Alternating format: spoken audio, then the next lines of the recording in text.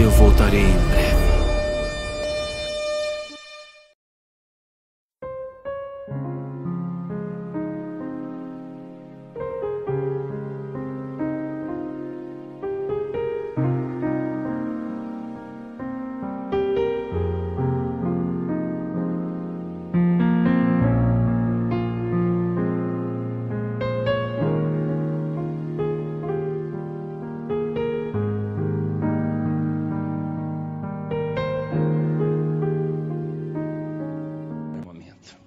Porque também o arrebatamento da igreja vai começar a qualquer momento.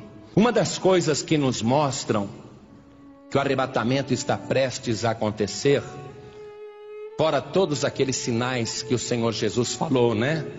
Que você já ouviu. Jesus falou que nos últimos tempos haveriam guerras, rumores de guerras, fomes, terremotos, pestes, nação contra nação, reino contra reino, violência, falta de amor, iniquidade se multiplicando.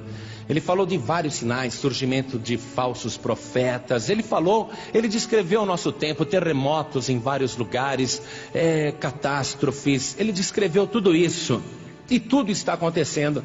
Mas existe um sinal muito forte, que mostra que o tempo é este, que o tempo que nós estamos vivendo é o tempo que vai concretizar esta profecia. Então veja comigo, no Evangelho de Mateus, capítulo 24, versículo 32.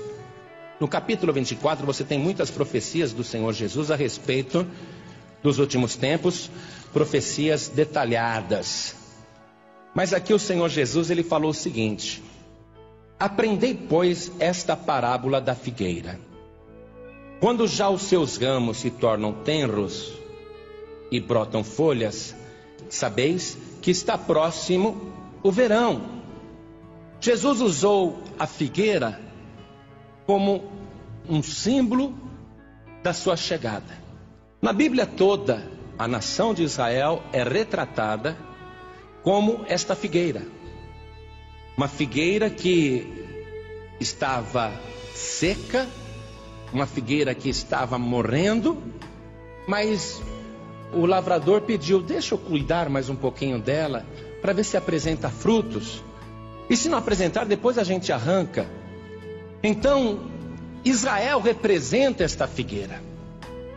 Quando o Senhor Jesus falou aqui da figueira, esta profecia, Ele está dizendo que quando a nação de Israel começasse a brotar folhas, nós deveríamos saber que está próximo o verão, isto é, que está próximo aquele dia quente, aquele dia de ira, de furor.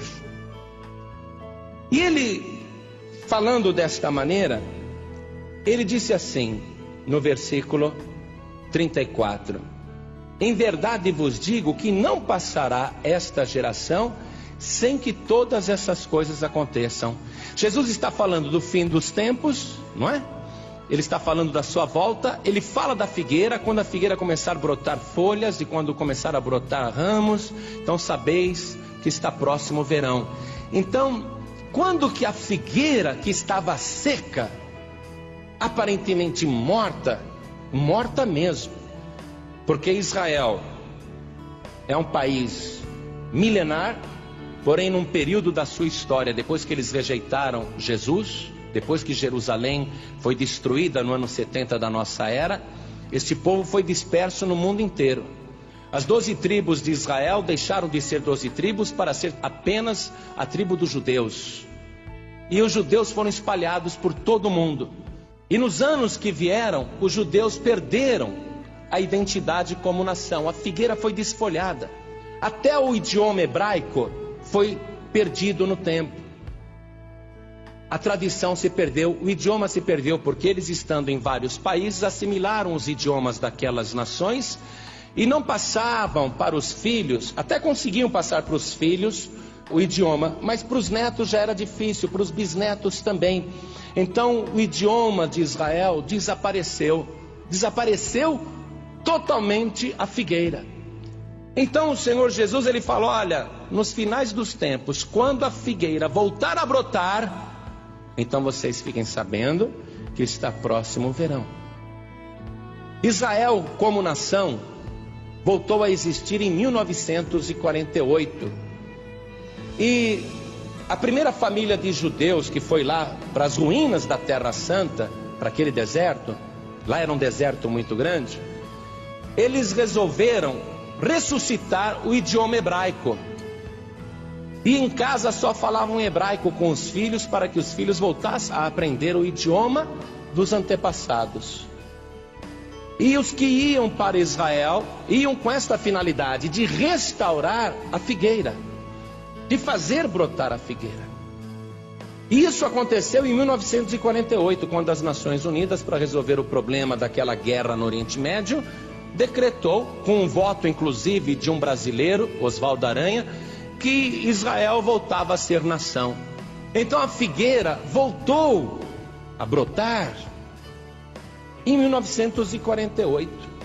E o Senhor Jesus disse assim: olha, em verdade vos digo que não passará esta geração sem que todas essas coisas aconteçam. Que geração? Jesus está se referindo à figueira e à geração da figueira. Quando a figueira começasse a brotar novamente, ali tinha início de uma geração. E esta geração seria a última. E o Senhor Jesus disse: não passará a geração da figueira até que todas estas coisas aconteçam. Existem controvérsias sobre o tempo de uma geração, mas o mais provável é o que o próprio Deus diz na sua palavra sobre o tempo de uma geração. Então vamos ver ali o Salmo 90, versículo 10. Qual seria o tempo de uma geração? Para que a gente possa ter uma ideia, Jesus disse: na verdade não passará esta geração sem que todas essas coisas aconteçam. Então, diz assim: a duração da nossa vida é de 70 anos. E se alguns, pela sua robustez, chegam a 80 anos, o melhor deles é canseira e enfado, pois passa rapidamente e nós voamos. Quer dizer que a duração da nossa vida, ou de uma geração, é de 70 anos. Exagerando-se, 80 anos. Então a geração da figueira, ela brotou em 1948, com a recriação do Estado de Israel. A figueira foi novamente cultivada, começou novamente a produzir os seus ramos, se tornaram tenros, brotaram folhas. E Jesus disse: quando isto acontecer, olha aqui, ó, ele fala assim, no versículo 33, igualmente, quando virdes todas essas coisas, sabei que ele está próximo às portas. Se não vai passar a geração da figueira sem que todas essas coisas aconteçam, quer dizer que não precisa necessariamente se cumprir 70 anos depois que a figueira começou a brotar, ou 80 anos depois que a figueira começou a produzir ramos ou folhas. Porque Jesus disse: não passará esta geração sem que estas coisas aconteçam. Quer dizer que não vai se esperar final de 70 ou 80 anos. E a palavra do Senhor Jesus foi enfática. Ele falou: olha, igualmente, quer dizer, do mesmo modo. Quando vocês virem isso, vai acontecer igual com a terra, vai acontecer igual com a igreja. Igualmente, quando virdes todas essas coisas, sabei que ele está próximo às portas. Ele quem? O Senhor Jesus. Ele quem? Também o anticristo. Dois personagens estão sendo aguardados. Os judeus crucificaram o Senhor Jesus e o recusaram como Messias. Jesus disse: eu vim em nome do Pai, vocês não me receberam, mas outro virá em seu próprio nome, e a esse vocês receberão. Quer dizer, quando o anticristo vier, Israel vai recebê-lo como Messias. Então este também é o tempo em que o anticristo está para chegar na terra, e também é o tempo em que ele está próximo às portas. Igreja, Jesus afirmou para nossa fé, para nossa segurança. Ele falou: prestem atenção. Quando vocês virem essas coisas acontecerem, é porque ele está próximo às portas. Meu querido, minha querida, saiba disso.